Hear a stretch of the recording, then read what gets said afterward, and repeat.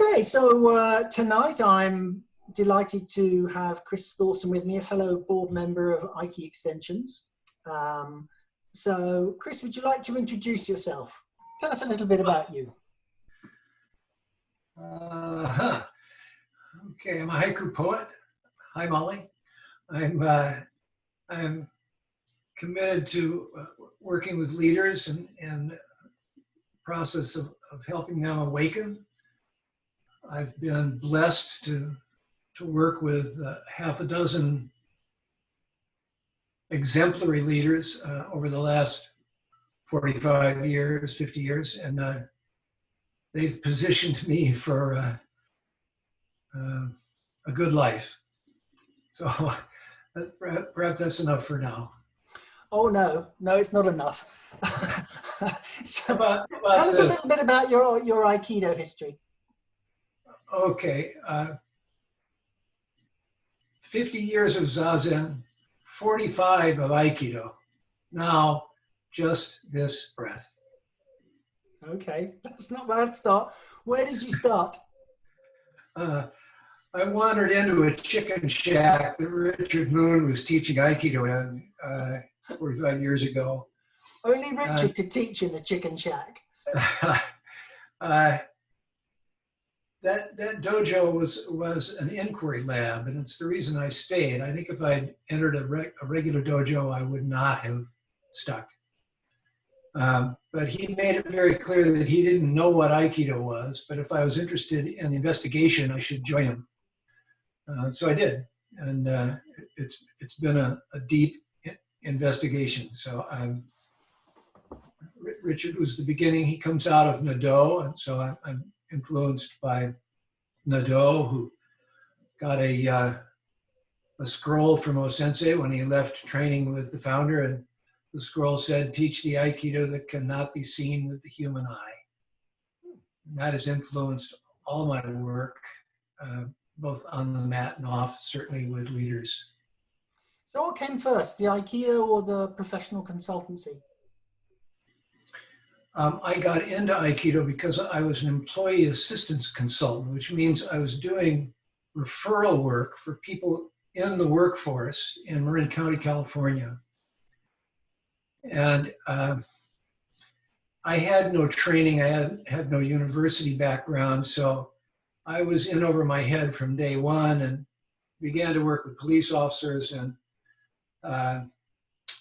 nurses and doctors, and most of those were drug issues and family breakdowns, suicide. So I needed something to ground me, to be able to function in that environment. And I encountered Aikido, and the guy was throwing people in different directions, and he looked like he was walking to the bus. So I thought, well, that's it right there. That's what I need. So that drew me into Aikido. The counseling required it. And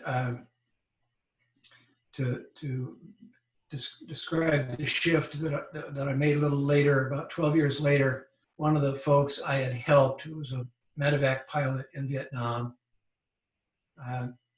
came through with PTSD. And I referred him into some counseling, but also said, look, you need direct access to the rush. You're addicted to the rush of combat. And now that you're back in the world, you're seeking all kinds of destructive ways to get back to that rush. The only thing I can suggest is that for a direct experience of the rush, just get your ass on the Aikido mat with Moon and I, and that will do the trick.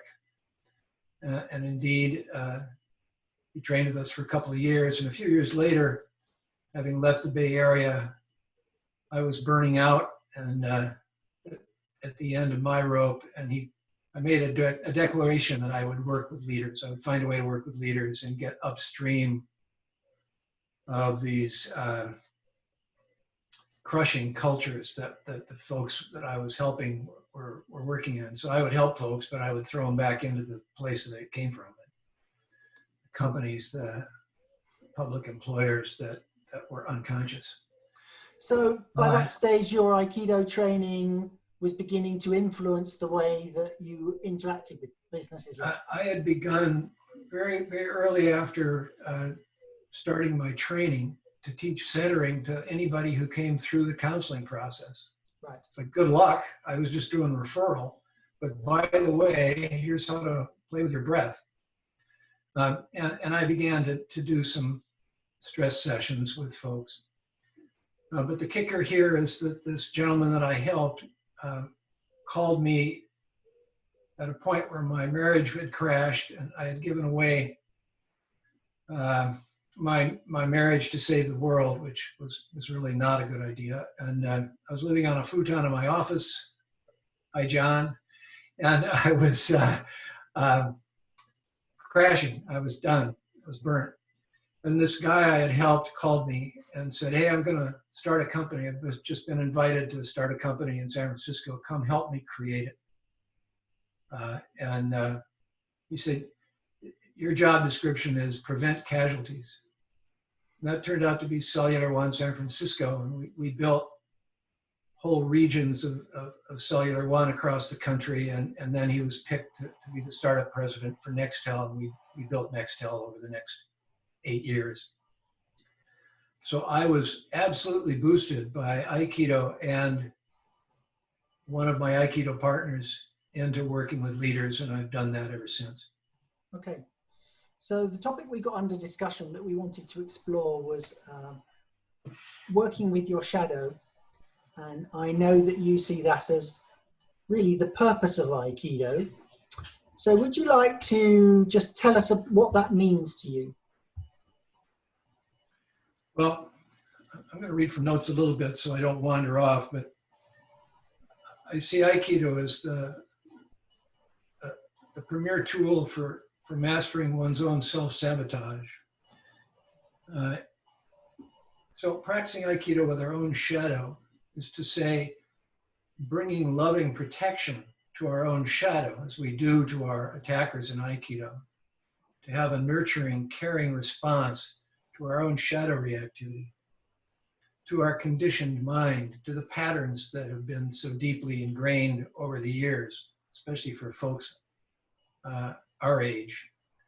I have to ask you this because I know if I don't, Paul will. Define shadow in this case. Well, I just did. I said it's the conditioned patterns of your mind. Okay. It's the behaviors you repeat quite automatically when under stress. Okay, but those repeat patterns could be really good patterns. So I mean, shadow to me suggests it's a darker side of yourself that's actually holding you back. Yeah, I would say either way, those patterns are a problem, but certainly when they create automatic negative behavior in your relationships with others and with yourself. Right. So shadow is the whole thing. There's good to shadow and there's negative to shadow. And frankly, I think our real work is coming into an understanding that our shadow is a very limited part of our being, good or bad. Right. Any automatic behavior is limiting, and to that degree, preventing of our awakening. Okay, so can I try and interpret that and check that I'm on board? What we're basically saying is we do tend to be creatures of habit. We have ingrained patterns, and sometimes those ingrained patterns, we use them and it's entirely inappropriate. Sometimes it can work for us, but sometimes it works against us. Is that what we're saying? Yes, that'll do fine. And my basic in Aikido is, and in life these days, is not so much looking at where we're going or at the problems that we face as it is sensing where we're coming from in relationship to the world and to ourselves and to relationships. So for me, Aikido is the process by which I downshift into a deeper domain of being and awareness from which to see, let alone act on the dynamics in the world. Okay. So this is really the question of where you're coming from. Are you coming from your conditioned mind, from your shadow, or are you coming from an unconditioned mind? Okay, so how does Aikido help us explore this? Well, if I went for a quick definition of Aikido, I would say it's based in 3 principles, what I'll call deep presence, harmonious, resonant relationship as the second principle. And the third I hold is the principle of not knowing. You could say positively the principle of curiosity or inquiry itself. So presence, harmony, and inquiry I hold as the critical principles of Aikido. Okay. And in relationship to the shadow, this has to do with the difference between what I call, or what we all call, I believe, waza and do. So in Aikido, waza is the techniques, the methodology, the teaching. Do is the state of experience, or the domain of being from which Aikido emerges. I'm, through my training with Moon, as well as Nado, I'm very focused on the Do as more important than the Waza. The Do being the Tao, the Do of Aikido. Right. So what is the actual domain of awareness, domain of being, out of which Aikido and all else arises? And can we shift to that when faced with dilemmas in the world or our own shadow reactivity in response to those dilemmas? Can we shift? What is it about Aikido training that helps us bring about this presence and ability to harmonize? I'm not sure I heard the question, but I think we're all familiar with center ground flow, which is the essence of presence. We're all familiar with the blend, the basics of harmonious response. And all too few of us are familiar with the inquiry. We tend to let it go at presence and harmony. And I would hold it's not enough. Not to tap underneath to what sources us. Okay. Not to tap the deeper awareness. Centering and blending is certainly useful methodology, but in the end I would hold, if you've centered and you've made a developmental or an effective blend with your, say, attacker in Aikido, or with a situation, or with your shadow, then you need to let go of the agency and the methodology and the Aikido and the doing, and release into being, release into the source of our being, awareness itself. So and trust, if I may, and trust at that point that you'll be given intuitive movement, intuitive awareness from which to function, regardless of the dilemma or how many attackers you're dealing with. Okay. So we have if you like, all of us have the potential for, all of us have deep wisdom within, but we kind of lost touch with that, and Aikido training at least facilitates and makes it possible that we can tap into that. I'd say we've lost touch with consciously experiencing that. I think most folks on the Aikido mat are experiencing it, whether they notice it or not. Right. If you're centering, you're experiencing it. If you're aware of your breath, you're experiencing it. Let's take a pass at a direct experience right now. The way I do inquiry is do a bit of a set like this, drop into some experience, and then open it up to inquiry, into dialogue. And I'm assuming that our best value this morning would be the dialogue that comes out of that direct experience. So let me play with that much, and then I'll encapsulate it. So um, the operant or operating terms that I use for presence and for centering is to sink open. So let me ask each of you to sink into your own alignment, sink into your own awareness, sink into your presence, your own sensory presence. For a moment, just sink into that with your attention. And let go of something in the body. Might be a breath, might be a muscle.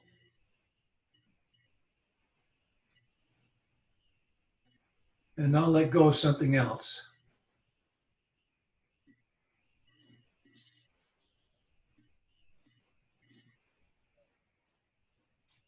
And let go again.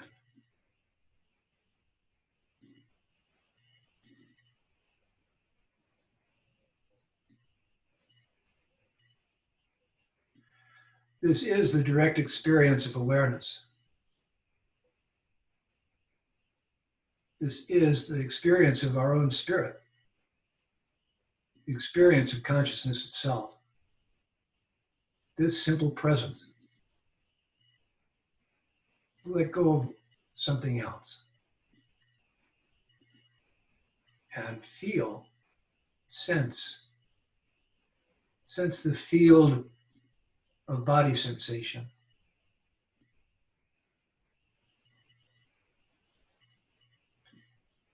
And we say when you center and sink open, the chi expands. You don't have to extend it. If you let go, the chi field opens. We could say spherically in all directions. So one more time, sink open and imagine, allow the field of your sensation to go beyond the body.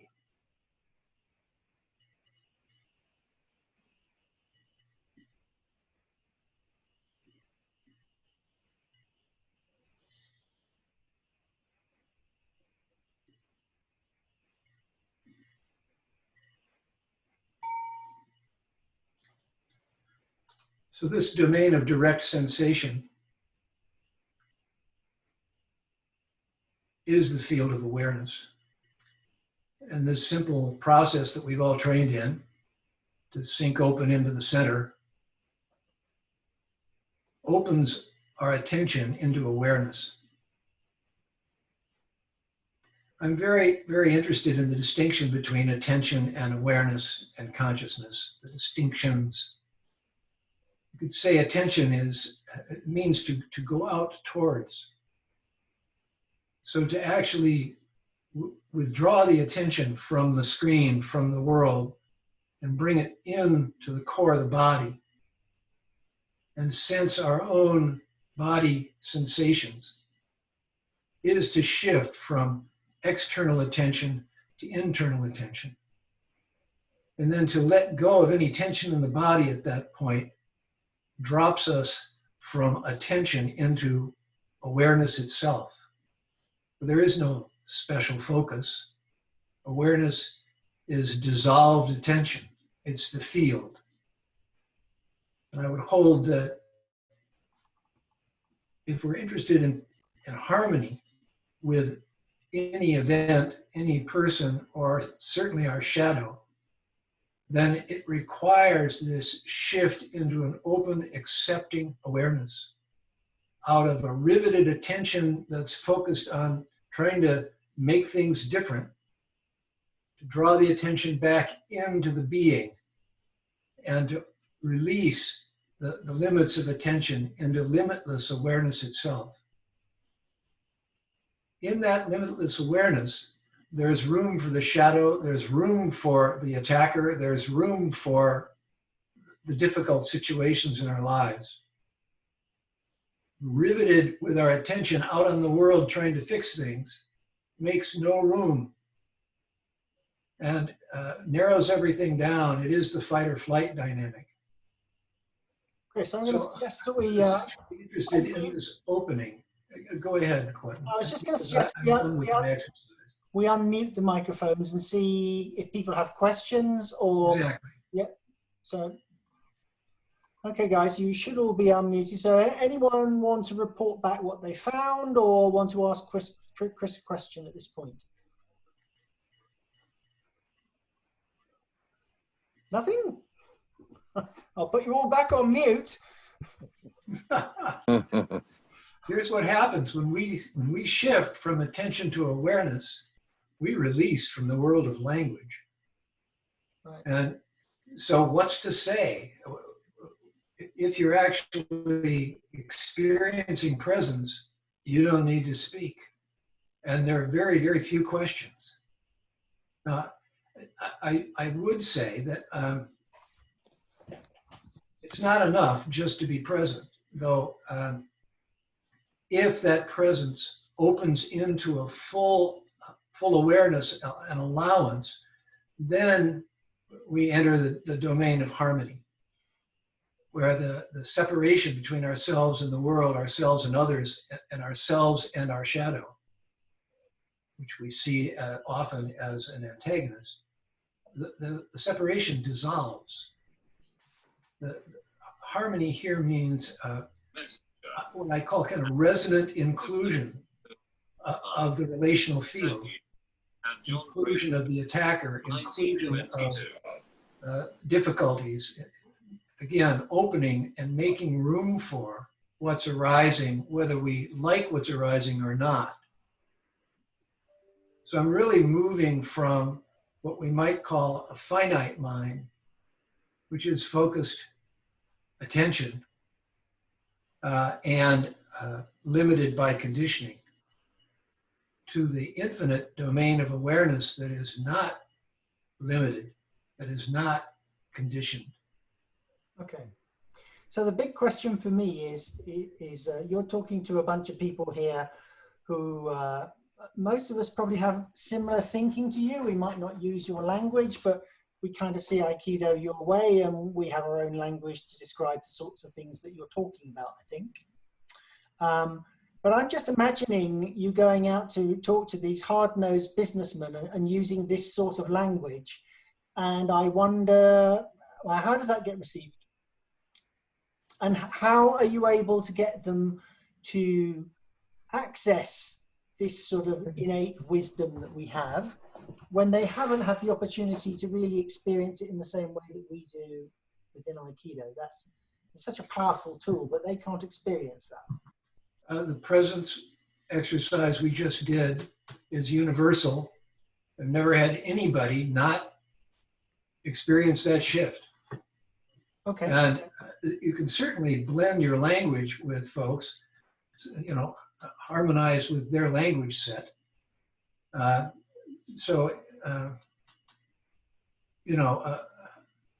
Silent listening is a way of getting at it. I remember going around the country with the cellular build out, finding myself in Lafayette, Louisiana, surrounded by good Christians, and realizing that if I called key the Holy Spirit, they were right in sync with me.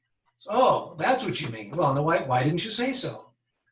So frankly, you know, I worked in 30 cities in about over several years, and what we did was to teach dialogue as a verbal form of Aikido, Bohm's dialogue. So we began by developing the inquiry environment with dialogue. Once we opened the dialogue process, which is absolutely dependent on grounded presence and harmonious listening, then we could say, well, let's play with some physical examples of these same principles. And then we'd share the Aikido in slow motion. Can you give us an example of where you came across people who just were not going to make it without some of these skills, and how you turned it around and what the difference was? I'm not sure what you mean by encountering someone who's not going to make it. Well, it's people who are struggling in business, perhaps because their leadership skills were severely lacking for in the way business is growing. So what worked initially isn't working now. How did you tell us the story about how you maybe turned some of these business around and made them success stories? Well, if folks were in resistance, there was not a lot I could do. And I didn't attempt to push people. On the other hand, if someone in resistance was facing a critical dilemma, then there was an opening. So, for instance, I worked with an executive who was trained with 25 years in Reynolds Tobacco. And Reynolds Tobacco's culture was, screw you, get back to work. So this guy, because of the universe nudging him without him realizing it, decided to change jobs. So he moved from Reynolds Tobacco in the Far East to Tupperware Pacific as the head of Tupperware Pacific. Well, it turns out that Tupperware Pacific was maybe 6 folks on the leadership team, most of them men, and 2,000 women. So screw you, get back to work, wasn't going to cut it.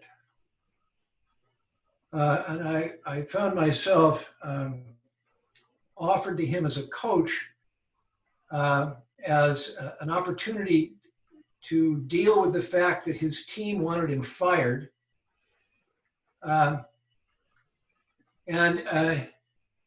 He decided to utilize the coaching, though he was reluctant. So I worked with him on these principles of Aikido and worked through the body as we do. My work is most powerful as a coach by functioning as the uke in slow motion to the executive. And how to say it, I'll start out just by saying, handle me, here I come, but I come in slow motion. And his conditioned patterns of reactivity immediately come to the surface. And so I'll play with him for a while, and then I'll reverse roles, and I'll let him feel what it's like when you don't do that shit to people. And then I go back to uke, the attacker. What was his habitual pattern, this guy that was worked for Reynolds? Well, you could just imagine him manhandling me, controlling me, making sure that he's in charge,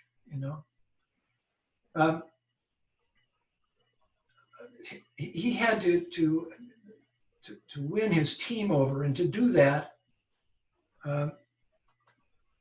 we did a retreat in Hawaii, and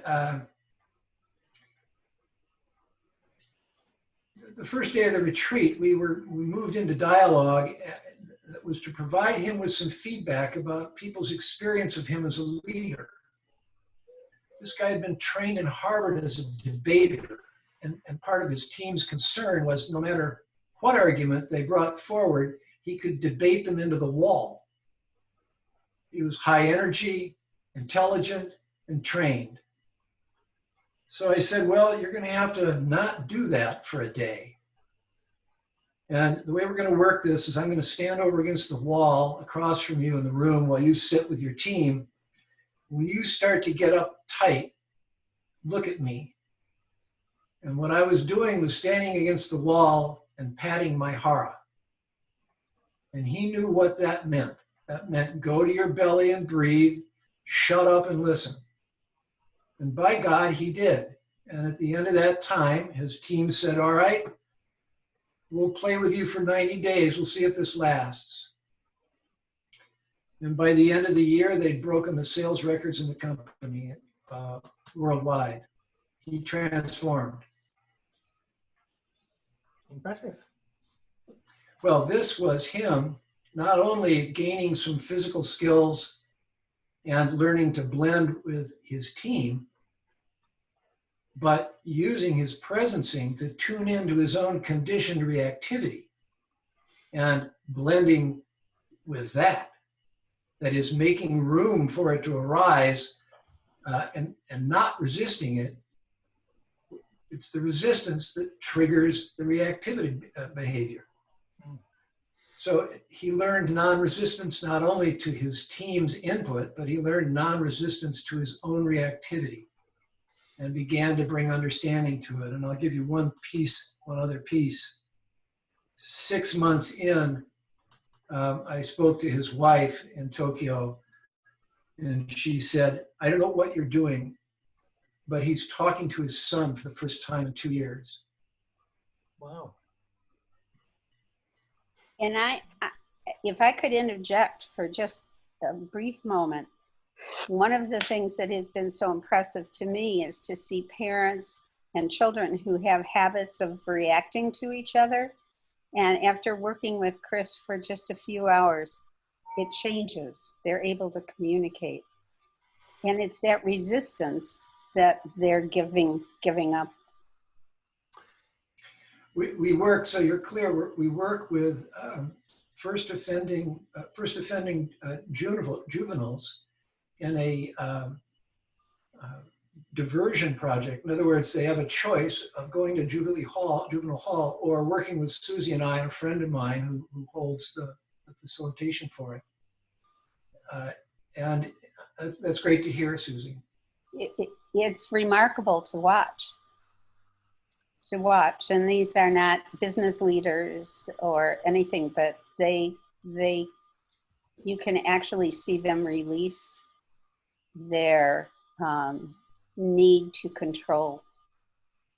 What I'm beginning to think is, maybe I'm thinking this all wrong. I always thought that Aikido was a remarkably powerful way of accessing this, but you seem to be passing this knowledge on and making a difference in a really short period of time. And yet it seems to take years, if we're lucky, before anyone finds this on the mat. Well, now we have to talk about how Aikido is taught, which is problematical. Well, we can. We're allowed to be problematic here. We Well, here we are. It's taught as a set of waza. Right. So if you aren't immersed, if you can't dissolve your attention and immerse yourself in awareness, then all the Aikido waza in the world isn't going to help with your shadow. You have to be able to make this inner shift. As far as I'm concerned, Aikido is the practice of having someone run at me to give me my rush so that I can open instead of close, so that I can shift into open awareness rather than close down and lock into taking some controlling move to protect myself, like a waza, like slamming an Aikido technique on somebody. Right. So most of my Aikido is centering and blending enough that they dissolve such that the throw is never required. And indeed, it looks like Aikido waza. Might even be an exact form of shihonage or something. But it's not because I'm applying shihonage, it's because I'm listening to their energy. And guess what? Their energy is resolving itself in shihonage. I'm following, not leading in that sense. Yeah. Let me speak for a minute to a verbal way of doing Aikido with our shadow. In a certain sense, Aikido with the shadow requires irony.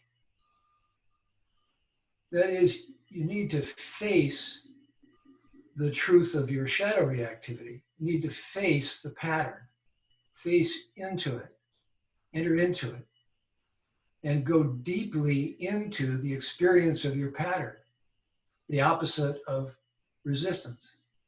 Actually dive in to your shadow reactivity. I do that viscerally, somatically. But I have a friend who's deeply committed to the somatic work, by the way, who's developed a verbal way of playing with their shadow that uses these same principles of Aikido. He calls it the sacred circus of the self. And he says there's 3 selves in the sacred circus. The first self is the less than voice. So that's again. The less than voice, the voice in you that's going, you're just not making it. That's not good enough. I wish you were better. Why can't you? The critic. Got it. The inner critic. The second self is the more than self, the aggrandizer, the puffed up. I deserve better. Why don't they fix themselves? If only they understood how intelligent I am, et cetera, et cetera. So he says the third self is the authentic self. I would say the centered, grounded, harmoniously resonant, curious self. Are you saying then that all these aspects are in all of us to a greater or lesser degree? Absolutely. The power of his little sacred circus is, and I've used this extensively myself, you can begin to identify your shadow reactivity as either more than or less than very quickly. Well, that was a more than. Man, I really took off. You know, my wife, my friends that are on the call know this, have heard some of this, but my wife and I define success in our relationship by the time it takes us to recover, not by we don't react. We react. And certainly during the, just a second, during the Corona time, everybody's triggered into more conditioned reactivity. And there's a whole lot of indirect reactivity going on, a lot of valving going on. And so I guess that's the power of stress, and that's what we try to do, simulate on a mat, isn't it? I'm just going to interlude, because I know Pierce wants to ask a question or make a point. Yes, please. Yeah, hi, Chris. I really like your thing about the connecting with your wife or reconnecting with your wife quickly. I think that is a really good measure, actually. Did I say quickly? I'm not sure I used the word quickly. Didn't you say that it was a matter of, didn't you say the measure of time? You said it was a measure of success. Yes, I did. Achieved it. But I think that is a good measure. What I was actually, before you said that, the thing I struggle with for me is recognizing what those patterns in your shadow are, because sometimes you know, I've been doing Aikido quite a long time. I'm on a path where I'm trying to be a good guy, and I'm not sure what it is that is those shadows, what they are. Maybe they're sort of hiding around the corner, but I'm not sure what they are. So how do you recognize those patterns in yourself? When you implement behavior that you wish you hadn't, that when you are so reactive and so automatic that you go into depression or anger or other difficult feelings before you know it, you're lost before you realize it. And you know, the evidence in our relationship is that the recovery from shadow reaction in our relationship has gone from a week to days to hours. So how do you recognize shadow? Any conditioned behavior that gets triggered that you are not consciously choosing. Anything where you feel you're driven rather than at choice. Would anybody else like to take a shot at what shadow means? What you're basically saying is anything that makes you feel uncomfortable, so you're not centered at that point in time, that's something that you need to go back and have a look at. What did you do that made you feel uncomfortable? Was it because you lost your temper, or because you backed off when you know you should have stood up for it, or you were very stubborn and you shouldn't have been, whatever it, or you lied, or whatever it was? Anything that makes you feel uncomfortable, you have to go back and examine that and decide whether that's a pattern. Now you're aware of it, that you're going to carry on in the future, you're going to work to eliminate. Let me take one more step with the sacred circus. So let's assume for a minute you've identified that you went into a behavior that did not serve you, and you couldn't control. You couldn't control yourself. That's shadow conditioned reaction, and you realize that has happened to you. What my friend Sacred Circus does, the aikido of his Sacred Circus, is he first of all names it. He says, "Wow, there's that gut-wrenching anger reaction I have when my wife looks at me like my mother used to." So there it is. So what he does is name it. He says, well, it's okay, this is mother reaction.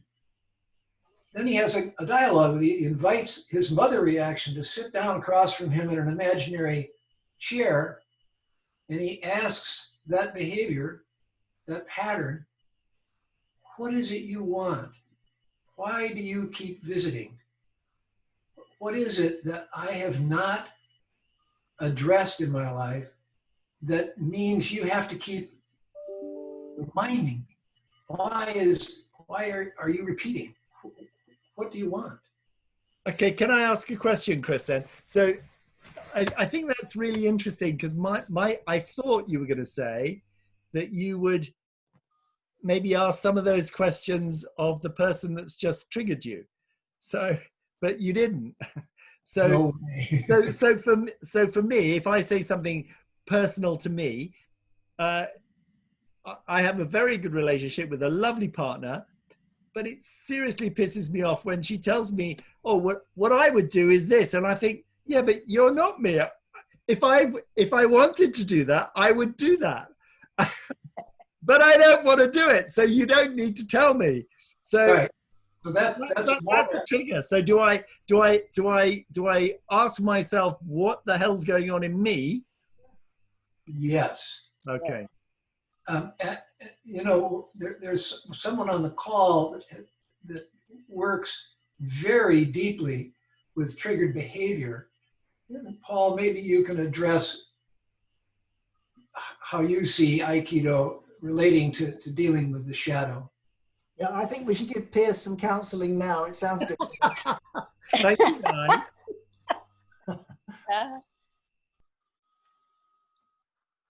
You're open, Paul. We just need to hear your wisdom. Okay.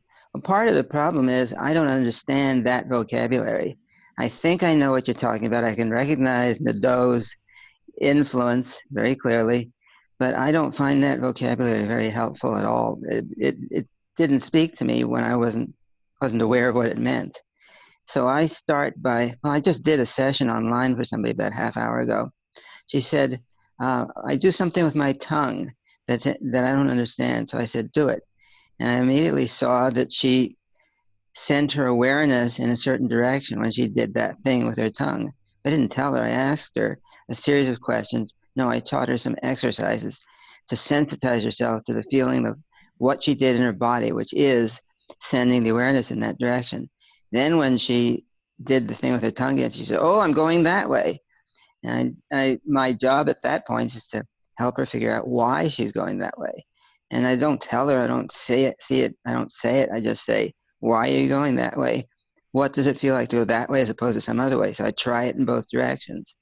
What I'm doing is bypassing all these concepts and conceptual language about conditioned something or others. I don't know what a conditioned something is. I wouldn't know one if it bit me. But it's not that there's anything wrong with what you're doing, with what you're saying. I just can't do it that way. So I found concrete, very simple ways to get the body reactions clear to the person. Then they tell me what's going on. It's probably much the same. Yeah, it is the same. And what's not clear here is how much time I spend with the body before and by which I establish the vocabulary so that it is meaningful. I don't find it takes much time at all. If you just sensitize themselves with an exercise, instead of using the word key or intention, I say, well, I can show you an exercise. If you put your arm up and down and then leave it down and sensitize yourself to what it feels like to decide to go up, at a certain point you can raise the upness without the arm. And that is key or intention, I guess. But when you raise the arm and the upness, it flies up because it's more focused or something. So I define everything by a concrete experience. And I must admit, as I listen to you, I'd be lost if I came to you. I was for 10 years with Nadeau. That's why I couldn't learn his stuff. But I think I'm doing the same thing in a way. I think you are. And John and Molly, who are in one of the little boxes here, would probably agree with you that I talk too much. But the reality of our work is through the body, not through language. I do establish what sounds like gobbledygook to you as an agreed upon set of words so that the individual and I or the group and I know what we're talking about. But I do it through exercises. I don't do it through babble. Okay, so let's come back to, you know, when all of us get triggered by whatever it happens to be, you know, we usually feel, I don't know, maybe red in the face or very quiet or some sensation that's very uncomfortable. So you're both of you effectively saying, well, okay, what's going on with you now? What's the next? No, the crucial thing is you don't get triggered, you do triggered. Okay, and that is what. Fine. Something changes in your body that feels less. No, you change something. And your body is you, so you don't change. It doesn't happen in your body. You're doing it. Okay, I'm happy with that language. We'll settle with that. What's the next question? What's the next thing that you need to ask yourself to come? You know, how do we get? How do you find out what it is that's triggering that behavior? Chris, what do you do? Go ahead, Paul. I was saying, Chris, what do you do? I call it tracing, and this is where the sacred circus comes in. So at least at the beginning, I go, well, that was more than or that was less than. I'm either diminishing myself or building myself up in relationship to this person or this situation.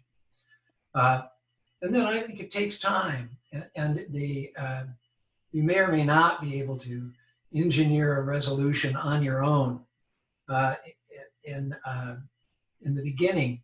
What you can do is begin your tracing. It's like, oh, I get it. That's a gesture just like my mother made. Oh, I was at odds with my mother most of the time. Oh, so every time my wife looks like that, I go on a trip. Oh, look at that. I'll be damned. Now, I could then sit with that in dialogue, as my friend says, and I would say most of my memory, or how to say this, most of my knowledge or knowing of my own reactivity has come over time, and the recognition that I repeat behaviors. Mm-hmm. And then, you know, there's an added focus that I think all of us have, and that is we're actually interested in awakening. We're interested in evolving, if you will. I'm a little resistant to use the word improve, because I don't think that's really what's going on. But we certainly are interested. We have an interest in development, And that interest is pretty essential. It's the curiosity I spoke of. Without the curiosity, we won't trace where our behavior comes from. We won't sit down and do the work.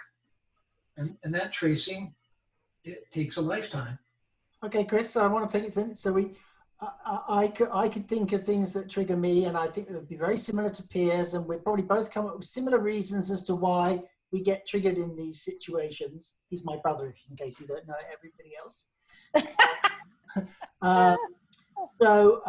What's the next question? So I recognize this behavior. I know why I'm doing it. What's the next stage? Well, as I said, to actually sit in dialogue with yourself, with that part of yourself.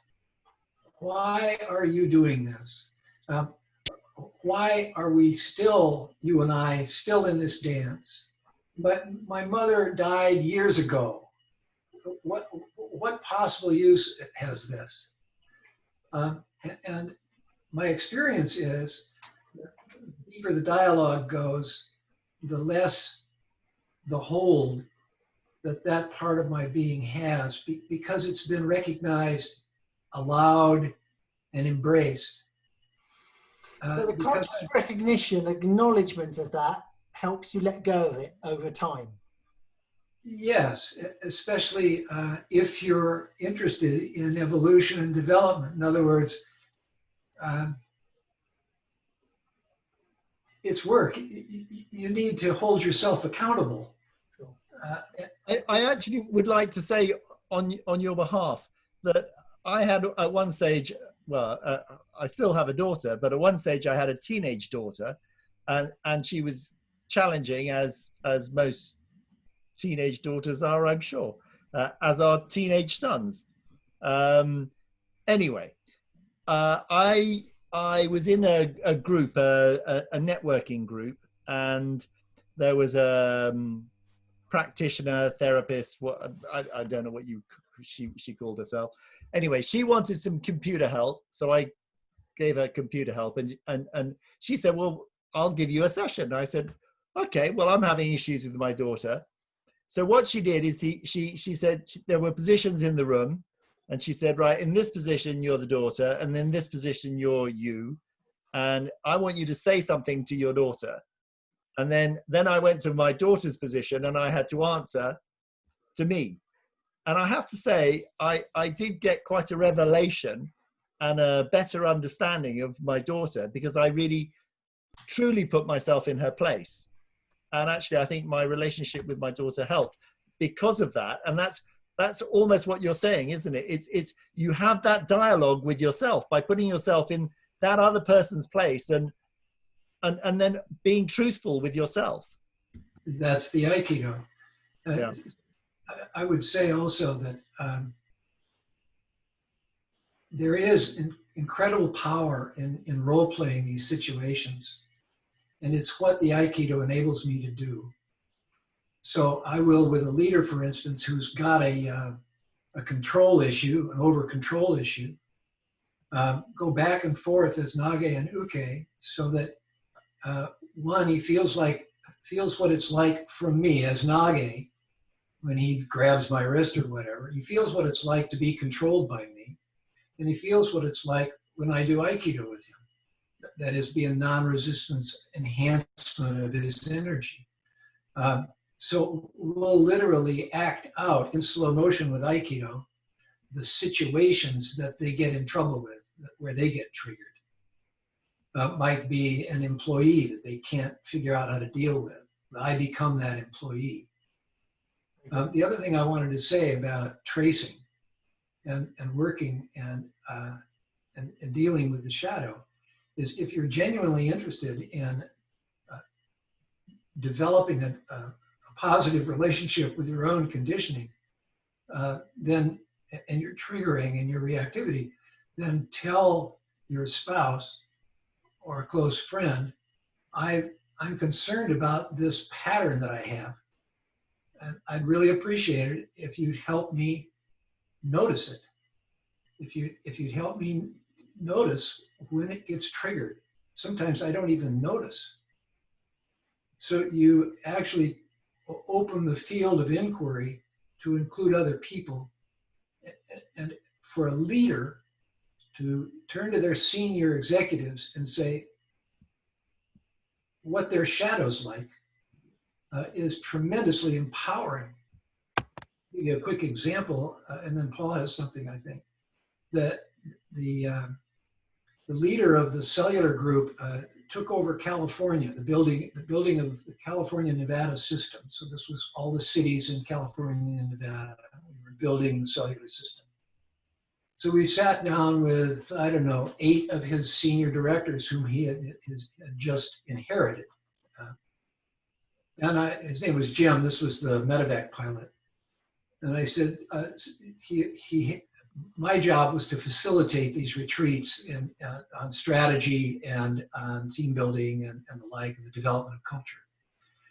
So I said, so Jim, why don't you save everybody here about 6 months and tell us what pisses you off, and then tell us what we should do when you're pissed off. And he said, well, I'm a bully. And if you come into my office with a harebrained idea, I'm going to throw you out on your ass.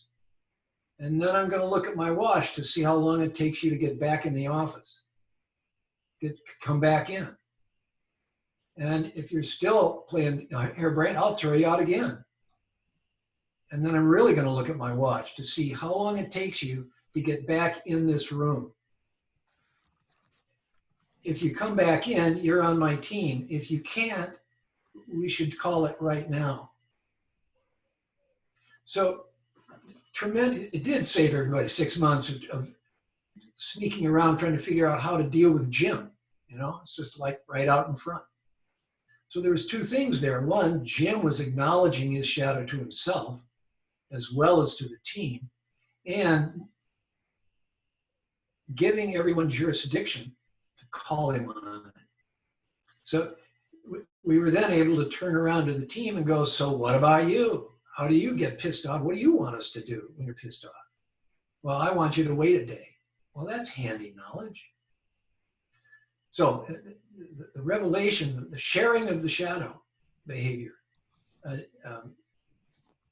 it alleviates some of its power because the cat's out of the bag. And now both of you notice, oh, I lost it, didn't I? Got it, sorry. Last night when we were leaving work, I really lost it. My apology. Paul, you had something and then I rambled off. No, you didn't ramble. You explained very nicely. This is tremendously exciting. Would it be intrusive for me to show a different side of it? He's doing. Certainly not. Okay. I use the same word tracing for much the same process, but it's very different in its sameness. One of the things I do is I want people to improve. I want to give them the tools to take power over things. Those are anathema to lots of people. But what I see is what maintains the triggered behaviors as recurrent patterns is powerlessness. You couldn't change it then. You can't change what happened now. And so you do the same thing you did because you didn't know any better then and you don't know anything better now. So this woman that I saw a half hour ago, she kept going to one side. Well, actually, I can give you a very simple, a much clearer example of much the same thing. Nurse came to me and she went to the other side for some reason. But she didn't know that every time she picked up anything with any weight, she veered to that side. And I pointed it out to her, not by telling her, but had her picking up some things. And she finally realized she veered off, and that's why she couldn't pick up things. I said, why is it so important to veer that way? And her eyes got big, and she said, oh, shortly after my divorce, my ex-husband came at me with a crowbar, hit me from that side, and raped me. And I was trying to defend myself, and I couldn't. And so she did that micro movement all the rest of her life. And then I showed her how to block it, step aside and blend with it, and then block it and kill the sucker. That felt right to her. So I think power over is important. It's crucial. That's what power is. If you don't have power over, if you can't control things, it's not power. But it has to be done from a place of equanimity, compassion, gentleness, calmness, and then you kill the sucker, and it's not violent. It's just what needs happening. You see? But I think we may be doing much the same thing, but the vocabulary is totally different, and I don't know how much the process is different. Some of it sounds very much the same, but Well, does that? Kill the sucker, the loving cut. Yeah, right. Well, I just say kill the sucker because it's common English or common American, I guess. But are we doing much the same thing? I think so. I think so. I think I've always thought so, Paul. I think we've been running these Thursday sessions for quite some time now, and right from the beginning, it was my idea that we practice all the time on the mat with our bodies, and here was a time to use our minds and redress the balance, if you like. So I wasn't going to do Bok and Kata or anything like that. This is the way I wanted to practice Aikido during COVID. And tonight, I think, has been the best example of how Aikido can be practiced in everyday life situations and make a real difference without the waza, which everybody else gets, well, not everybody, but a lot of us get lost in. Anybody else got any questions, comments? Dimitri, would you like to unmute yourself? Yes, I did. Thank you. Well, I just want to say hello to Chris that I see for the first time. And I was very comfortable with the language that he used. And it made a lot of sense to me in my own training. And I wanted to share that in our everyday practice, whether it is practice on the mat or off the mat or meditation or doing silence. And every time conditioned patterns arise, either good ones, shadow, or bad ones, then what I normally do is, as soon as you recognize it, as soon as you become aware of that in yourself, then the minute you take a distance from that and don't immediately identify with that, you don't let it grab you, then you distance yourself, your being, from that conditioned pattern, then automatically it starts losing its power over you. Bingo. It is not you. So, because as soon as it takes you, it grabs you, and you have the illusion that you are it or it is you, then you are trapped in that, in your mind and in your body. But as long as you are aware, you look at it, even if it's awful, you look at it, you recognize it, but you don't reject it, you just accept it, that it's a part of your craziness at this moment, then it automatically becomes less and less, it shrinks, it starts shrinking, it loses its power. So in this way, it can become transformed and dissolve little by little, of course. And next time it may arise again, the same pattern. Then you look at it. Sometimes you might not have the time to look at it, but sometimes you do look at it. And then you take a distance from that, and you know that this is not you, this is not your being. Then it starts losing its power. It's the same like fear. When you look fear right in the eyes, it loses its power. Fear doesn't have any eyes. I think. I know. This is a matter of saying. When something really frightens you, then it starts shrinking. It becomes less. No, this is precisely what's exciting. It is you. You are doing it. It doesn't arise. It's like saying, if my arm arises, it'll fall down sometime. I raise it, I put it down. I take control over my body to create what I wish to be. And if I... is consciousness. In other words, you are doing it, but you tend to be unconscious of your triggered behavior. Exactly. Oh, if you're unconscious of it, then you're doing it without consciousness, of course. So you do it, but it is you. If you're not doing it, if it arises, if Quentin arises, how do I control that? It's not me. I agree with you, Paul. I did want to make one reference to Aikido that I forgot. That is, on the mat, in your mat training, the way you treat your uke is a reflection of your shadow. Whatever behavior you're exhibiting with your uke is how you treat yourself. Oh, And that's it's why I would say ultimately Aikido is the practice for dealing with our shadow, because the Aikido practice itself, the mat practice, reveals shadow reactivity over and over and over and over again. It's a great place to spot it, and it's a great place to train another way of playing. Yes. I thought I'd reappear from the gloom. Quentin, I think Steve had a question. Both Dimitra and Steve put their hands up. Steve, do you want to unmute yourself, or I'll unmute you? I'll try anyway. No, you're going to have to do it. You have to unmute yourself, Steve, and then you can offer some wisdom. Okay. There we go. Go. I was going to ask Chris, when does he work primarily from body language, or does he work from voice, or both? Both. And probably. So I can only work half then, can't I? Well, It Chris, I means, should tell you that Steve's blind. Yes, I understand. Neither body language nor verbal language require sight. No, I agree. Yeah, so both those things, Steve, you can access if people help you feel what it is we're talking about, or the words mean something to you. yeah, I go by voice, and then I have to analyze the way that voice works and what's happening within that structure to get the feel, make sure I get the right feel to blend with what their voice pattern, what's happening. Are you talking about in conversation, good or bad? Yeah. Yeah, okay. Yeah, I think we all do that. I hope. Yeah. But then you're also seeing body language, which is a Sure. totally different thing in a way. Although if somebody holding me, that's a form of body language.